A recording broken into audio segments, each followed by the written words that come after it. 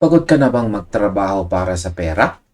Minsan, nakakapagod na isipin na kailangan nating mag-report sa trabaho araw-araw para lang mabayaran ang mga bills.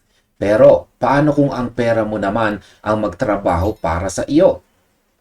Isipin mo ito, habang ikaw ay mahimbing na natutulog, may pera na pumapasok sa bulsa mo. Ito po ang konsepto ng passive income. Marami ang nakakaalam sa ideya ng pagkakaroon ng paupahan o apartment. Pero aminin natin, ang pagpapatakbo ng apartment ay nakakapagod. May mga sirang gripo, reklamador na tenants at maintenance na kailangang asikasuhin. Paano kung may paraan para magkaroon ng paupahan na hindi mo kailangang i-maintain? Sa video na ito, pag-uusapan po natin ang dividend investing. Ito po ang tinatawag ng marami na holy grail ng pagyaman. Hindi ito milagro, pero ito ang paraan para unti-unti kang makamit ang tunay na financial freedom. Ngayon, ano nga ba talaga ang dividend investing? Simple lamang po ito mga kaipon tips. Kapag bumili ka ng shares ng isang kumpanya, halimbawa Jollibee, SM o Globe, isa ka na sa mga may-ari nito. Hindi mo man pagmamay-ari ang buong kumpanya, pero isa ka sa mga stockholders. Ngayon, dahil kumikita ang mga kumpanyang ito, nagdidesisyon ang kanilang board of directors na ibahagi ang bahagi ng kanilang profit sa mga stockholders. Ang tawag sa balato na ito ay dividends. Isipin mo ito na parang pag-aari ng isang prutas na puno. Kapag namunga ang puno, nakakakuha ka ng bunga. Hindi mo kailangang itanim ulit ang puno. Ang kumpanya na ang gumagawa ng paraan para lumago ang negosyo nila. At ikaw bilang shareholder ay binabayaran lang dahil sa pagtitiwala mo sa kanila. Iyan po ang dividend investing. Pag-usapan naman po natin ang tatlong dahilan kung bakit napaka-importante nito. Una, passive income na walang pagod. Ito po ang pinakamagandang parte.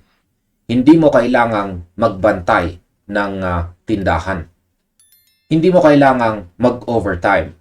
At hindi mo kailangang makipag-deal sa mga customers. Ang kumpanya ang nagtatrabaho, ikaw ang tumatanggap ng profit. Pangalawa ay laban po sa inflation. Alam natin na ang halaga ng pera natin ay bumababa dahil sa inflation. Ang mga dividend-paying companies ay madalas na nagtataas ng kanilang dividends habang tumatagal. Mas mabilis itong lumago kumpara sa interest na nakukuha natin sa mga ordinaryong savings account sa bangko na madalas ay halos wala pang 1% kada taon. At ang pangatlo ay ang compounding magic. Ito po ang sikreto ng mga tunay na mayayaman. Kapag natanggap mo ang dividend mo, huwag mong gastusin agad. I-reinvest mo ito o ibili mo ulit ng additional shares. Kapag mas marami kang shares, mas malaki ang dividends na matatanggap mo sa susunod. Habang tumatagal, lumalaki ito ng kusa. Ang tinatawag na snowball effect. Ngayon, paano ito nakakapagpayaman?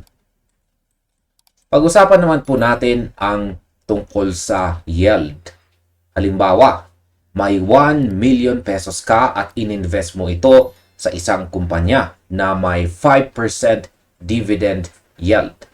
Sa loob ng isang taon, magkakaroon ka ng extra na 50,000 pesos na wala kang ginagawang mabigat na trabaho.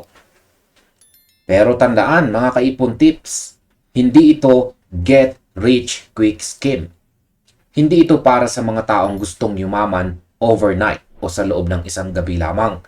Ito ay get rich sure scheme kung mayroon kang disiplina. Halimbawa, mag-iipon ka ng 2,000 pesos monthly at ilalagay mo ito sa dividend stock na may average na 5% to 7%. At hinayaan mo lang itong lumago sa loob ng 10 hanggang 20 years. Ang magic po ng compounding ay gagawin ang trabaho para sa iyo.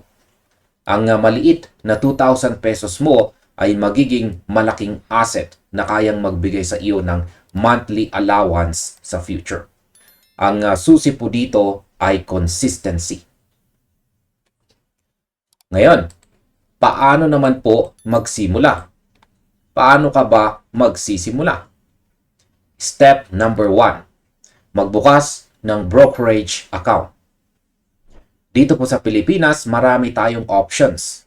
Tulad po ng Call Financial, BPI Trade, o kahit sa mga modern apps tulad po ng GCash o GStocks.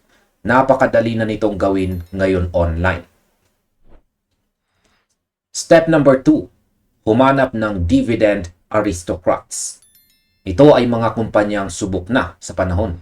Ang mga ito ay mga kumpanyang consistent na nagbibigay ng dividends taon-taon kahit may krisis.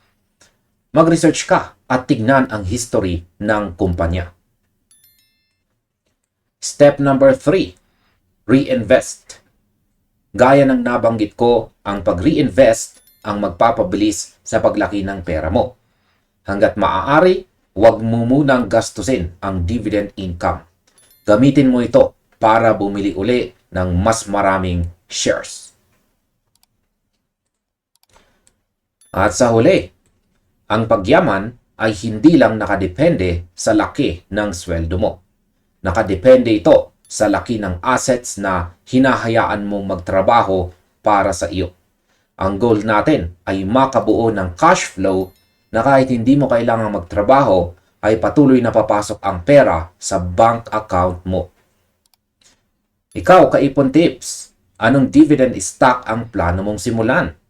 May mga kumpanya ka na bang tinitignan? I-comment mo sa ibaba ang iyong thoughts. Huwag mo rin kalimutang i-like ang video na ito at mag-subscribe para sa mas marami pang tips tungkol sa pag-iipon at pagpapalago ng pera. At hanggang dito na lamang po tayo sa video na ito mga Kaipon Tips. Marami pong salamat sa inyong panonood. Maaaring panoorin na rin po ninyo sunod ang recommended video natin dito.